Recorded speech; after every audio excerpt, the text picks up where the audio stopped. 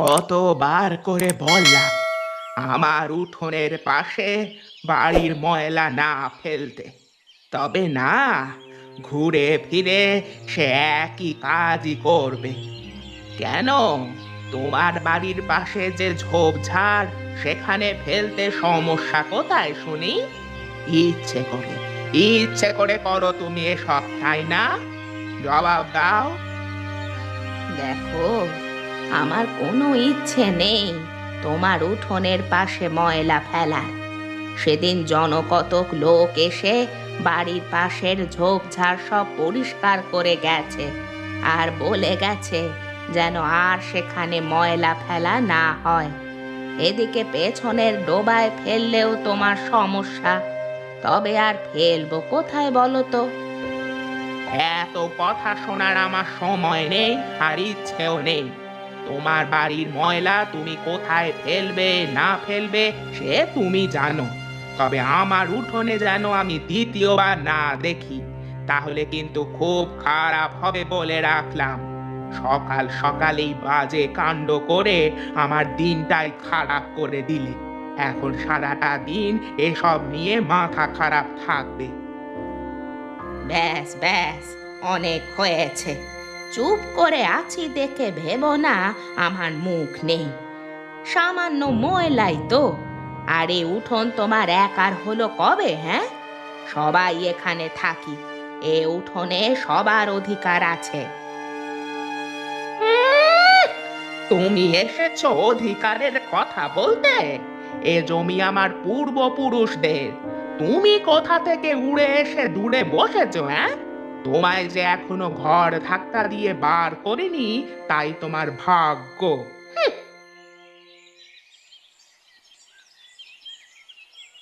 বড্ড খিদে পেয়েছে, তাড়াতাড়ি খেতে দাও দেখি। তোমার যে পাওনা টাকা, তা আজ দিল তোমার খদ্দের? না, আজও বাহানা করে এড়িয়ে গেল। তো তুমি জোর দিতে পারলে না? মাসের শেষ, বাজারের সামনে যেতে পারি না, ওই সবজি দোকানদার নাজেহাল করে ফেলে আগের টাকার জন্য। আমার বেতন দিয়ে কিছুটা শোধ করেছিলাম, তাও এখনো ঢের বাকি। ছেলেটা আজ কদিন হলো মাছ খাবে বলে জেদ ধরেছে। নতুন বছরে 3টে মাস হয়ে গেল, এখনো ওর স্কুলে ভর্তি করানো হয়নি টাকার জন্য। বলি কি, না হয় মোড়লের কাছ থেকে কিছু টাকা ধার নাও, পরে না হয়। না, সে আরেক ঝামেলা। পরে আবার সে টাকা ফেরত দিতে হবে। ক টাকাই বা কামাই আমি, তখন হিতে বিপরীত হয়ে যাবে। ওই ঝুঁকি আমি নিতে পারবো না। কিন্তু কিন্তু কিছু না, বাজারের ব্যাপার তুমি আমার উপর ছাড়ো, আর বাকি সব আমি সামলে নেব। শুধু একটু সময়ের দরকার। হাজার রকমের চিন্তা মাথায়, রাত হলে ঘুমাতে পারি না জানো। আচ্ছা ছাড়ো, ভাগ্যে যা আছে তাই হবে, আর কি করার। নাও নাও, খেয়ে নাও। ডাল নেবে তো? দাও, যা আছে দাও, গরিবের তো ডাল ভাত এই দিন যায়। সামনে আরো ভয়ঙ্কর দিন আসছে গো, জানি না কি হয়। কোনোদিন না যেন না খেতে পেয়ে সবাই মরে পড়ে থাকি। যা দুর্দিন এসেছে, মরে গেলেও বোধহয় রক্ষে নেই। আহা, তুমি এসব অলক্ষণে কথা বলো না তো। এমন কিছুই হবে না। খারাপ দিন এসেছে, ভালো দিনও আসবে। আশা হারাতে হয় না, সময় একদিন আমাদেরও আসবে। তাহলে তো ভালোই হলো। আর ভালো লাগে না, এই অভাব, এই অনটন।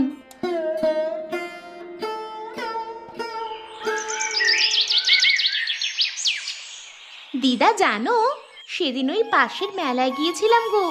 কত রকমের, কত রঙের চুড়ি, কি সুন্দর! ইচ্ছে করছিল সব একসাথে কিনে নিয়ে আসি, তবে একটাও কিনতে পারলাম না। ও মা, সে কেন? টাকা ছিল না, আর যা ছিল তা চুড়ির দামের অর্ধেকও ছিল না, তাই আর কেনা হয়নি। কিন্তু আমার খুব ভালো লেগেছিল। কয়েকদিন পরেই তো মেলা শেষ হয়ে যাবে, আর কেনা হবে না আমার। ইস, যদি আমার কাছে টাকা থাকতো তাহলে দিদি ভাইকে এই চুড়িগুলো কিনে দিতাম। তবে আমি কামাইও তো করতে পারি, কিন্তু কিভাবে?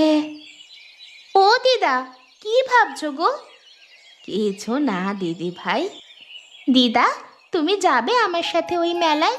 চলো না, কাল যাই। না গো দিদি ভাই, কাল নয়। মেলা তো এখনো বেশ কিছুদিন আছে। কদিন পর তোমাকে সঙ্গে নিয়ে যাব, আর তোমার পছন্দের ওই চুড়িগুলো কিনে দেব তোমায়। সত্যি দিদা, তুমি আমায় চুড়ি কিনে দেবে? হ্যাঁ গো দিদি ভাই, তুমি একদম মন খারাপ করো না, আর কাউকে বলো না কিন্তু এ কথা। বলবো না দিদা, কাউকে বলবো না। বাহ, এতগুলো কাঁকড়া! এত কাঁকড়া আমি যে কখনো দেখিনি। কত বড় বড় কাঁকড়া! আর বলো না, ওই যে গেল কয়েকদিন একটু বৃষ্টি হয়েছিল, সেই থেকে যে কাঁকড়ার উৎপাত শুরু হয়েছে, তাড়ালেও যায় না, আবার চলে আসে। আর পারি না এগুলো নিয়ে। আমি যদি এই কাঁকড়াগুলো বাবুর থেকে নিয়ে এই কাঁকড়ার বিরিয়ানি বানিয়ে হোটেলে বিক্রি করতে পারি, খুব জমজমাট ব্যবসা হবে। তখন আর টাকার জন্য এত চিন্তাও করতে হবে না। সংসারের অভাব অনটন ঘুচে যাবে। চিন্তাটা খারাপ নয়। দেখি একবার বাবুকে কথাটা বলে। এই কাঁকড়া তাড়ানোর জন্য কোনো একটা উপায় বের করতে হবে, বুঝলে? না হলে ফসলগুলো সব নষ্ট হয়ে যাবে, ঢের ক্ষতি হবে। বাবু, বলছিলাম কি, যদি কিছু মনে না করেন তাহলে একটা প্রস্তাব আপনার সামনে আমি রাখতে পারি। এতে আপনার জমিও কাঁকড়া মুক্ত হবে, আর আমারও লাভ হবে। বলছো তো বলো দেখি, শুনি তোমার প্রস্তাব। আপনার জমির কাঁকড়াগুলো নিয়ে যদি আমি একটা হোটেল খুলে বিরিয়ানি বানিয়ে বেচা কেনা করতে পারি, তাহলে অনেক ভালো মুনাফা হবে। খদ্দের বাড়লে ব্যবসা আরো বড় প্রসার হবে। আর যদি এই কাঁকড়াগুলো আমি আমার কাজে ব্যবহার করি, তাহলে আপনার জমিও কাঁকড়া মুক্ত হবে। আপনার সমস্যারও একটা সমাধান হয়ে যায় তাহলে। এভাবে তো ঠিক ভেবে দেখিনি। এটা তো খুব ভালো একটা বুদ্ধি। এমন হলে তোমার সংসারও সচ্ছল হবে। খুবই ভালো প্রস্তাব। তাই করো তাহলে। হ্যাঁ, এই কাঁকড়াগুলো নিয়ে তুমি নিজের কাজে ব্যবহার করো। আরে সোনা বুড়ি, কেমন যাচ্ছে তোমার দিনকাল? আর দিনকাল, সংসারে শান্তি নেই, শুধু অশান্তি। ছেলে ছেলে আমার বউয়ের কথায় ওঠে আর বসে। আমার জন্যে কারো সময় নেই। মরতে পারলেই এখন বোধহয় বাঁচি। সারা জীবন তো শুধু সংসার সংসার করি কাটালে, বাইরের জগৎটা কি আর দেখলে না তুমি? সংসারের বাইরেও একটা পৃথিবী আছে।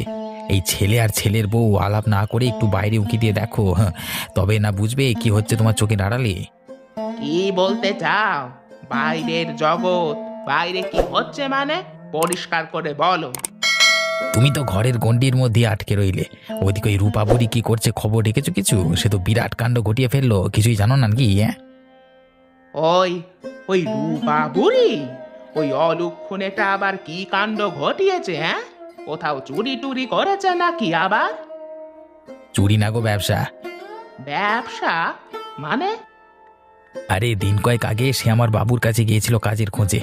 সেখানে গিয়ে বাবুর মন ভোলানো কথাবার্তা বলে এই জমি দেখাশোনার কাজ নিয়েছে। জমি পাহারা দিতে গিয়ে সেখানে দেখেছে কাঁকড়ার বহর। সেই দেখা মাত্র তার মাথায় বাজে বুদ্ধি এসেছে কাঁকড়ার বিরিয়ানি বেচবার হোটেল খুলবার।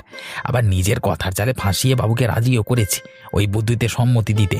তা বাবু তো আমার সাদাসিধে মানুষ, রাজি হয়ে গেলেন। যেই কথা সেই কাজ। গত কয়েকদিন হলো রূপাপুরি হোটেল খুলে বসেছে। সে কি জমজমাট ব্যবসা, শুনেছি মালকড়িও কমাচ্ছে বেশ। হ্যাঁ, সে কি কাণ্ড খগেন!